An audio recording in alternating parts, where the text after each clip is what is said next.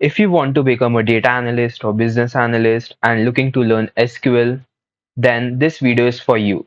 In this video, I will teach you SQL from absolute zero, in which no coding experience will be needed.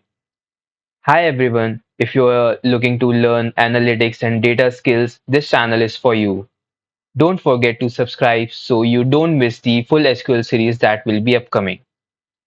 Let's start with the basics. What is SQL?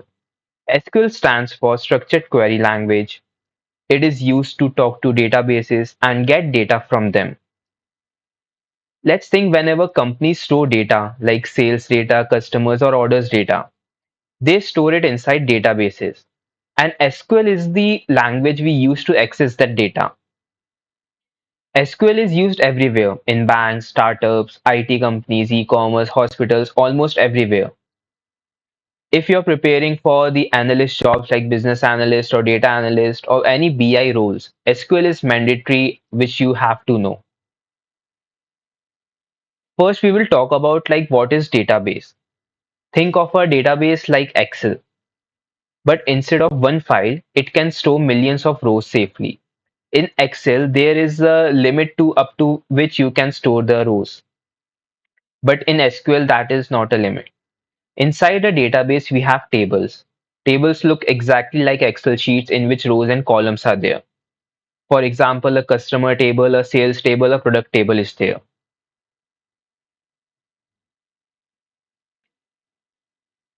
Now we will be looking like how to install the MySQL. So for this video, I will be using the MySQL and we will first see how to install it. First come to this MySQL official website, that is mysql.com. Then go to downloads. From downloads, you can come to below and open this MySQL community GPL downloads. From here, click on MySQL installer for Windows. Now, like you can download this Windows 32-bit MSI installer. It will work for both 64-bit and 32-bit. We will be installing this 556 MB.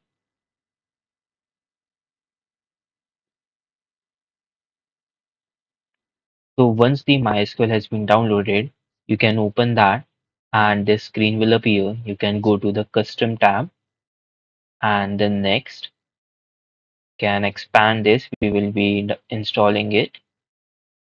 MySQL server.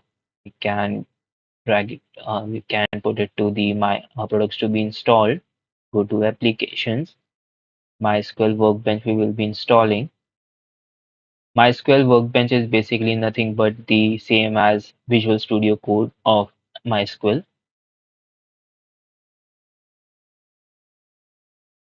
We will same do for shell also. Then next,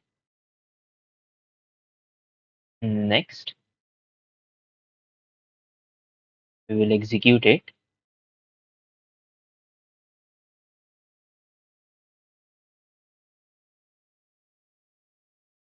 Once the all the installation will be done, we will be able to use the Microsoft Workbench, and I will also tell you how you can check which MySQL version you have and it's been installed on properly or not.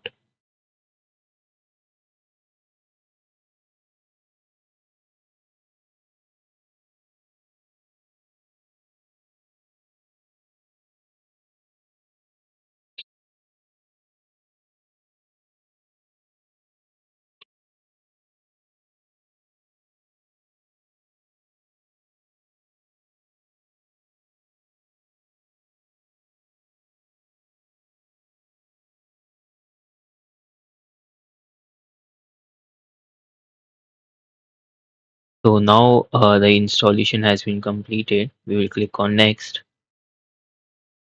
Again next. This is the port number 3306 and the details are there. We will click on next. So for the authentication method, we have to give the password to it. On next, you have to give the password to it.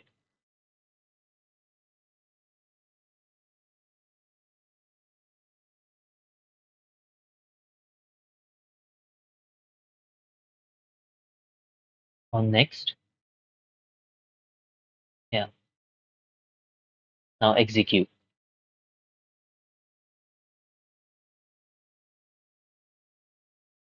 Now finish. Next. And now finish. So, MySQL has been installed. We will check it. For that, you can go to the MySQL folder where it has been downloaded and then go to MySQL Server 8.0, then go to bin and copy this path.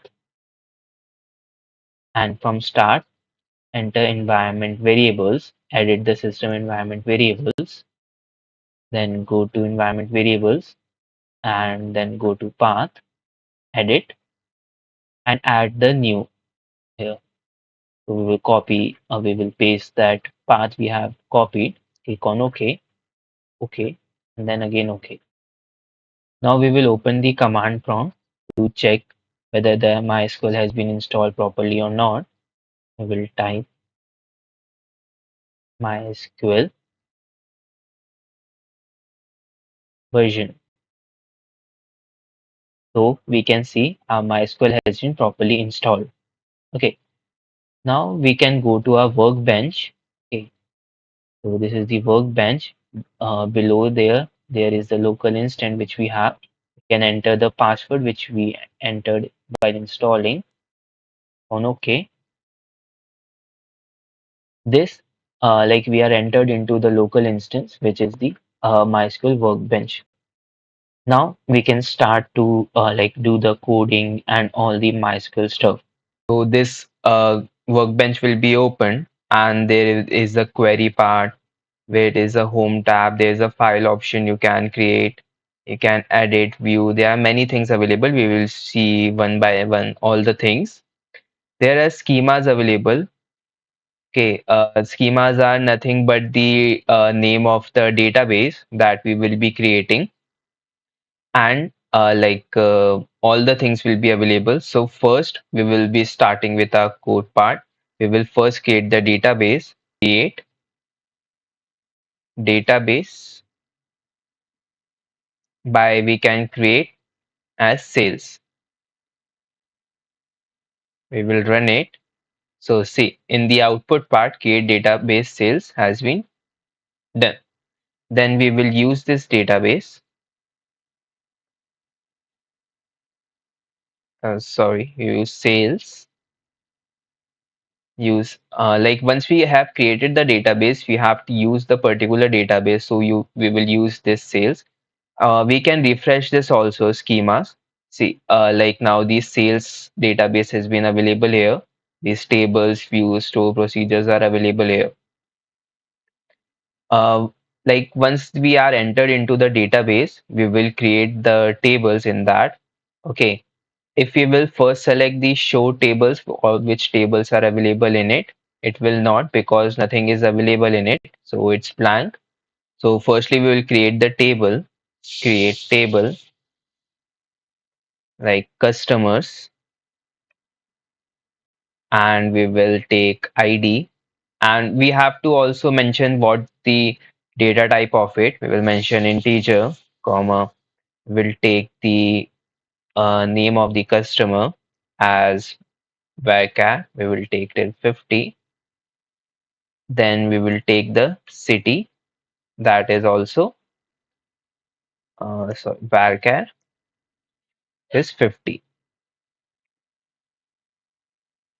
Then this ID we are taking it as auto increment so that we don't have to every time enter this ID, it will auto increase. We'll click on run. We forgot to mention it as primary key, so that's why it's showing error. Now the table has been created. Now if you will click on show tables, it will run. So see, we have customer table in that. Okay. Now we will enter some values in it in the customer tables. We will select insert into customer name. We will select ID, name, and city. Okay, we'll select values as 1, comma, name as Ike, and city as, say, Delhi. We are entering only one value for now. Okay, we will run it.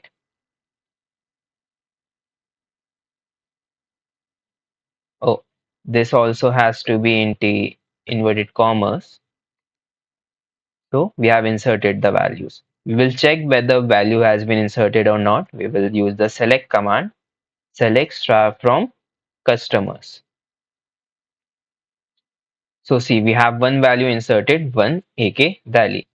So my SQL is nothing but, or SQL is nothing but the normal English that we are using. Like create table customers, we have to mention the column names and show tables, insert into customers, select star from customers. With the little twist, it's the basic English only that we are using. I will show you the auto increment part that we had used here. We will again insert into customer, and we are inserting only name and city now. And values, cust uh, values we are inserting like only, let's say, ABC, and city as, let's say, Mumbai. Now when we will run it, so it's been run, and we will select again star from customers.